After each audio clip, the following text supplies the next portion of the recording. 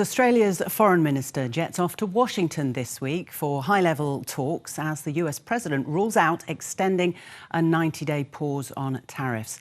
Penny Wong will meet Secretary of State Marco Rubio, as well as the top diplomats of India and Japan. Donald Trump says his administration will soon tell countries that the trade penalties will take effect unless deals are made with the US.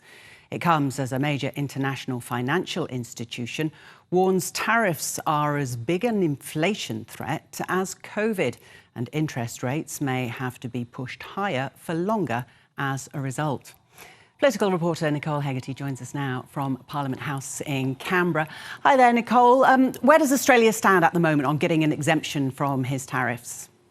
Morning, Lorna. Well, for months now, we've seen the Prime Minister, Treasurer and Trade Minister in particular work to negotiate an exemption to these higher level tariffs. But so far, there is no deal. Now, there were hopes in recent weeks for this topic to be raised during a meeting between the Prime Minister, Anthony Albanese, and the US President Donald Trump on the sidelines of the G7 meeting in Canada. However, international events, mainly the war between Israel and Iran, meant that meeting did not happen. Now the deadline for negotiating a deal, or securing it, in fact, is closing quite quickly. That window ends next week on the 9th of July.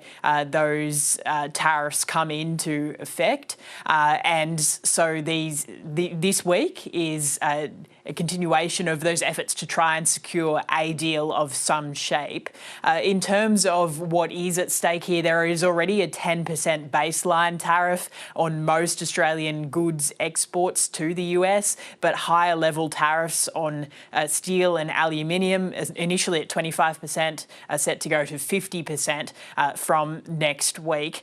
So we've also heard this report from, as you say, an important financial institution referred to as essentially the central bank for the central banks by way of the Bank of International Settlements, today saying that if exemptions aren't secured, the impact of these tariffs on the international economy could be by way of inflation, similar to what we saw during COVID, where inflation went up and as a result interest rates lasted higher for longer. So that's the risk here. And in response to that, we've heard the Prime Minister this morning say that negotiations are continuing to secure a deal. We'll continue to put our case forward that it shouldn't be 10, it should be 0. That is what a reciprocal tariff will be. We have a US free trade agreement, of course, and we've put forward very clearly our arguments. We'll continue to do so. So, Nicole, what else is on the agenda for Penny Wong while she's there in Washington? Well, the Foreign Minister is actually in Washington for a meeting of the Quad foreign ministers. So that's the US, Australia, India and Japan. The foreign ministers meeting at a time of importance, great importance, with quite a lot on the agenda, not only economic uncertainty, but also security questions, likely to face questions about the level of defence spending, something the US has been pressuring Australia to increase for some time now, as well as the global response to the ongoing wars in both the Middle East and also in Ukraine. So plenty on the agenda for this meeting, and then meetings on the sidelines of that Minister Wong will have with her counterparts during the course of this week in Washington. Lorna? Nicole, thank you.